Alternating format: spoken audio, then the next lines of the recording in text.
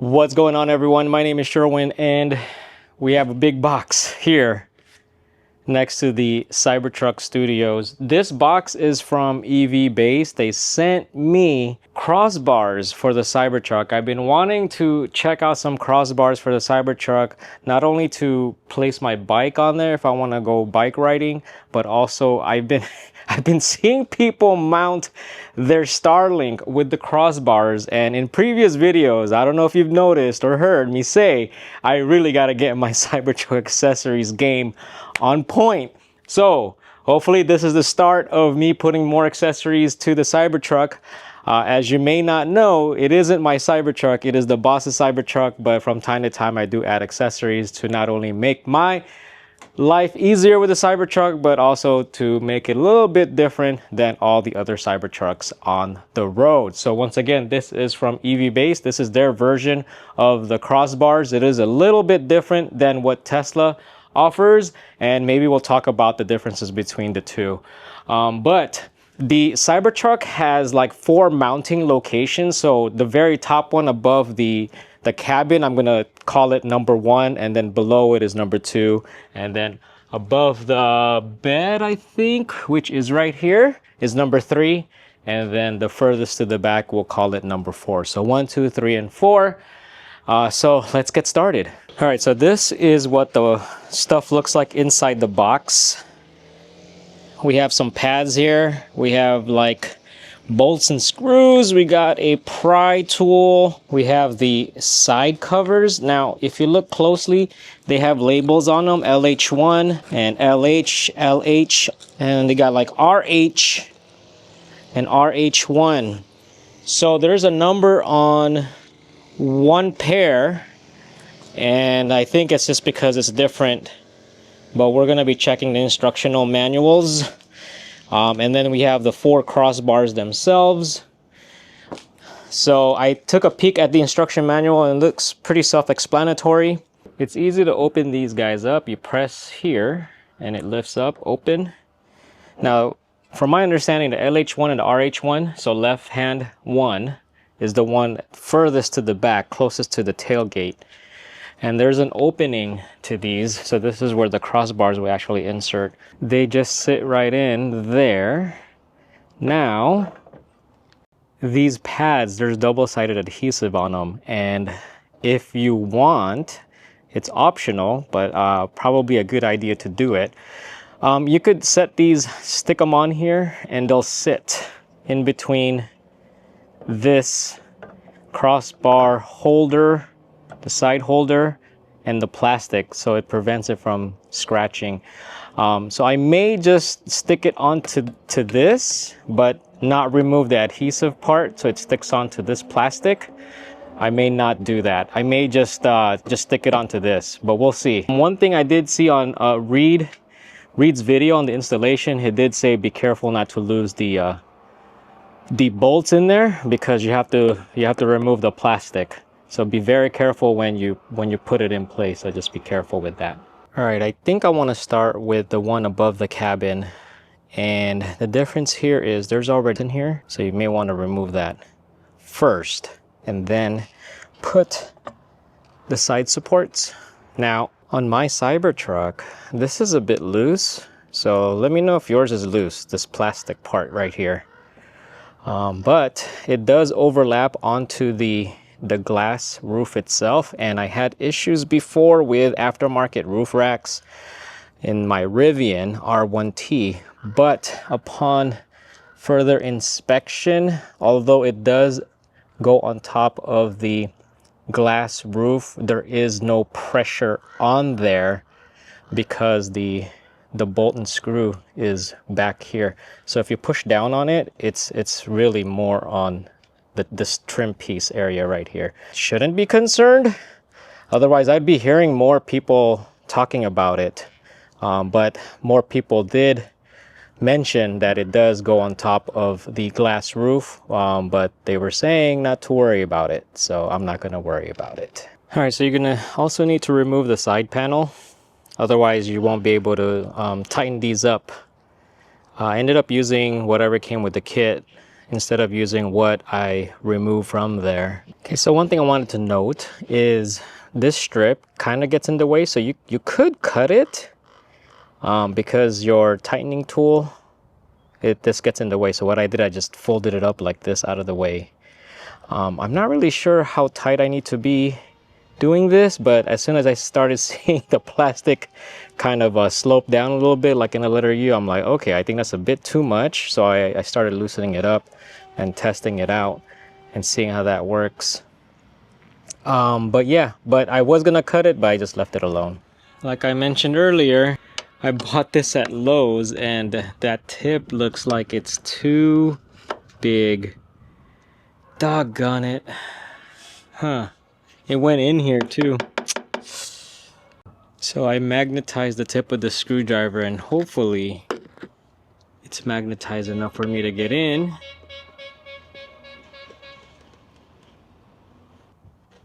All right.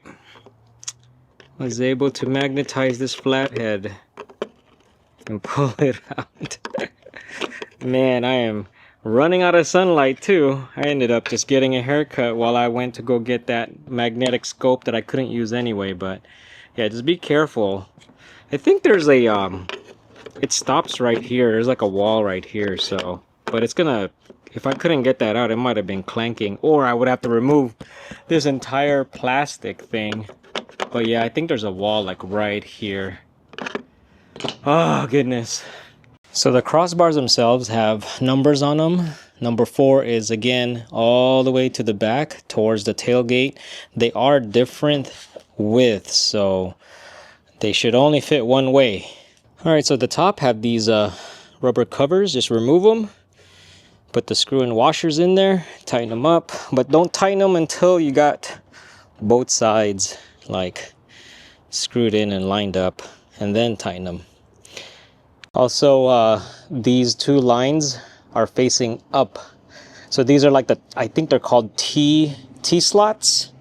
Pretty common in crossbars. A lot of accessories use the T-slots to slide in. But yeah, so there's two T-slots right here. That's the one facing up. All right, we got Ali right here. We are checking out his crossbars, the Tesla crossbars. So it's a T-slot. Oh. And so it just has a square nut underneath, and then the bolt comes in from the top. Now, are all of the accessories and stuff have to be specific to Yes, that? you just for a T-slot. T-slot. Always look for the T-slot style, and then that's what's going to fit inside. Because the bike rack, or the bike rack I got, I don't think has it. That's why it comes with like these long screws. Oh yeah. Yeah. I mean, they came with different length of screws, but yeah. So it's going to be pretty short because you don't have a lot of space. Yeah, and they curve so much. The glass roof curves so much. Okay, so far I've installed number 1 and number 4 over there. I just wanted to get those two out the way because they're the two different types. Because 1 and 2 are the same, and 3 and 4 are the same. See, I could lift that rubber piece up, so it's not really putting a lot of weight onto that glass. Because the screws are on the back here.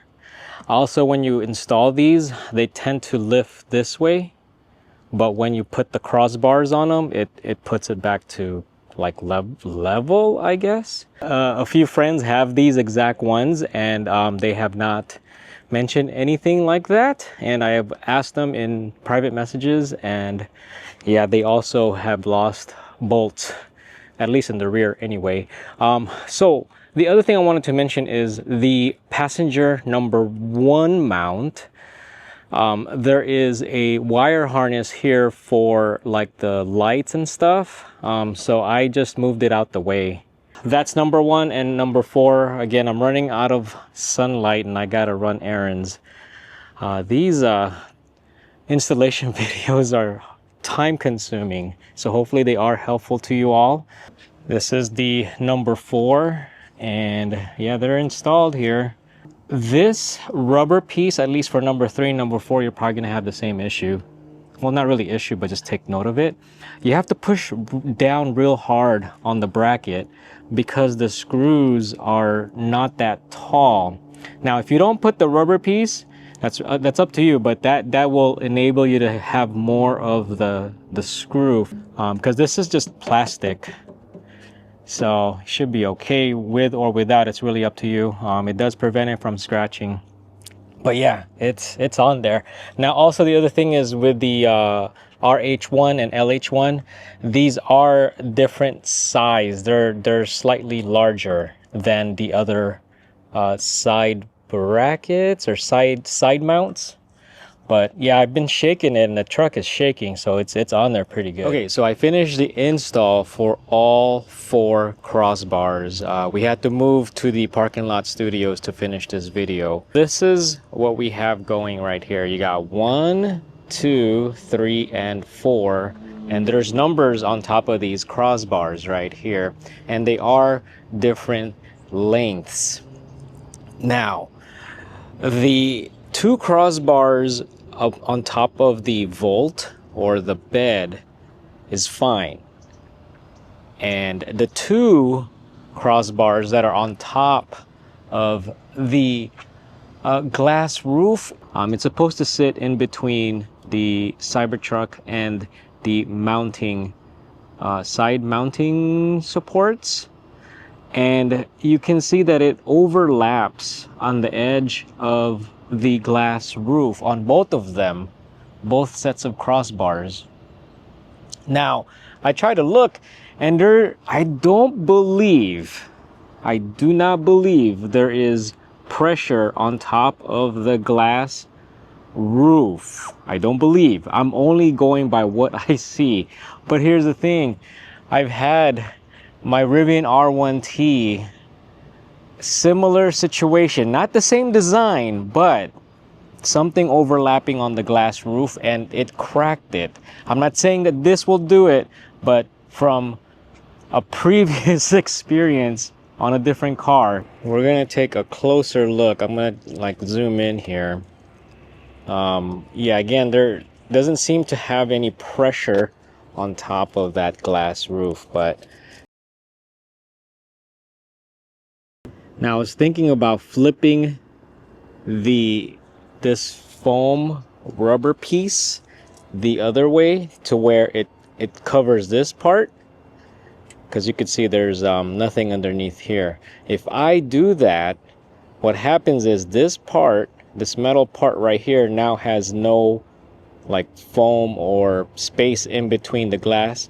And what worries me is if I have something on top and I'm driving and I hit a bump or anything like that, and it shifts my crossbars and puts weight on this side, that will more than likely will crack the windshield, because it's like this metal on glass.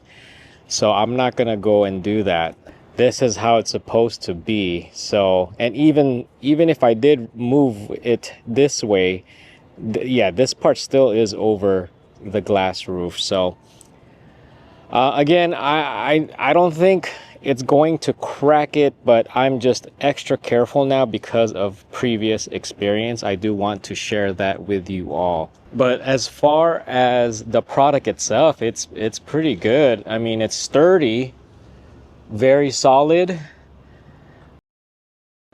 It's been a couple of weeks since we have the crossbar installed. What I ended up doing is just leaving the number 3 and the number 4 and removing the number 1 and the number 2. The original plan was to just use 2 of the crossbars anyway. I wasn't going to keep all 4 installed, although it does look pretty dope with all 4 installed, but it's not like I'm gonna need it. You're probably wondering, why do I need crossbars when I have a truck bed? Well, if you've seen some of my videos where we go on little trips and stuff, like Abby brings like half the house pretty much. Now it does fit, but in some of those trips, I wanna bring my bike, maybe my e-bike or my e-scooter, and there's just no room for it. Now, with crossbars, I can utilize space above the bed or the vault of the truck. Even though it's all full, put a bike rack up there. I could also mount Starlink on there if I needed to, because I've been mounting it inside the truck, but it just gives me additional options. So one thing that should have been obvious, and it is kind of obvious, but then you don't think about it until you run into it. If you have the crossbars at least on number 4 position, it somewhat does get in the way. So I have our suitcase here, and I'll try to demonstrate what I'm talking about. So when we're loading and unloading, you could see that if you have stuff like really deep into the bed of the truck, this thing kind of gets in the way when you need to hop onto it. So let's say this suitcase is like way in there.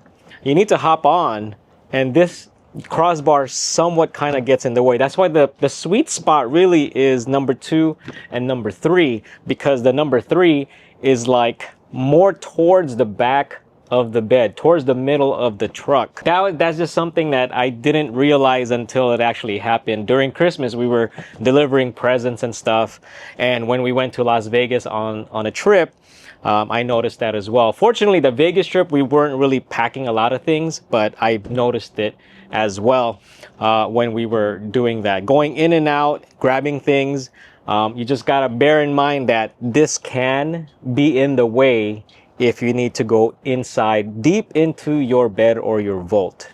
Looking at the official Tesla crossbars, I want to compare between the two. I don't have it, but just based on things that I found online, some videos that I watched, here's my impressions between the two. The Tesla crossbars are a little bit more expensive, and you only get 2, whereas the EVBase ones you get 4 if you needed all 4. But even then, if you didn't need all 4, it's still a reasonable price if you're only going to use 2. According to the instructions on the Tesla crossbars ones though, they do not recommend you using, like, skipping a mounting point. So if you're going to use a pair, it needs to be right next to each other. So 1 and 2, 2 and 3, 3 and 4. Those are usually what they recommend if you want to utilize the pair. You can't do like 1 and 4, 1 and 3, you know, 2 and 4. You can't skip one, or you shouldn't skip one. That's what the instruction manual is saying. So I wouldn't do it on these ones either. Now the Tesla one also has locks on the side mounting bracket. So if the locks are important to you, unfortunately the EVBase one does not offer any locks. So in the last few weeks, we've had 2 rainstorms and we've had very windy conditions. It's held up really well. We've gone on a road trip. I didn't notice any additional road noise. I mean, there's more road noise on the all-terrain tires I'm running, the Wild Peaks, the Falcon Wild Peaks. Did not notice any additional road noise or extra wind noise or anything like that. As far as efficiency, I didn't really take note of it because it's really hard to do these efficiency tests because just conditions are always different in my area. And if there was any changes into efficiency, like, it was subtle. Now, the last road trip we went with the Cybertruck going to CES, my efficiency was a lot higher than normal because I was running FSD on a higher speed profile. I was running it Mad Max and Hurry. I was switching between those two because those are the only 2 speed profiles I was getting better results as far as the lane changing hesitation and just sitting on the fast lane like that. I found that to be a little bit better than standard that I usually normally run. So my efficiency was a lot worse on that road trip, not because of the roof rack, but just because I was running a different speed profile on FSD. I'm sure there's going to be a hit on efficiency, not only because it's a truck, but every time you just add gear to it, especially on the roof line and everything, it does affect the aerodynamics or lack thereof. But yeah, I mean, the numbers are just going to be subtle in my opinion. Unless you're towing and you're going somewhere remote, then maybe that is a consideration. But if you're just doing a regular road trip, any modifications will take hit on your efficiency. But if superchargers are accessible, I just wouldn't worry about it. So overall impressions, I like the crossbars. I like the design. It's fairly easy to install. If you want to save a few bucks, go with this version instead of the Tesla version. If you need more than 2, definitely go with this one. It is a much cheaper option because again, Tesla one, I think they're selling it for $800 just for two. So if you want four, you need to buy two sets of those at $1,600, where you can get four for just a fraction of a cost. Hopefully in the future they would redesign the mounting brackets and stuff, especially above the cabin, above the glass roof. But as far as from what I can tell and from talking with friends who have them, they have had no issues with any of the mounting brackets or anything like that. So, but check the video description for all the information on the crossbars. Once again, shout out to EVBase for sending it out. Thank you for watching. If you liked the video, please like. If you haven't subscribed, please subscribe. Let me know if you're interested in checking out the bike racks that I have and the Starlink mounting solution that I haven't used yet, but may plan on using it with the crossbars. Thank you for watching, and I'll see you on the next one.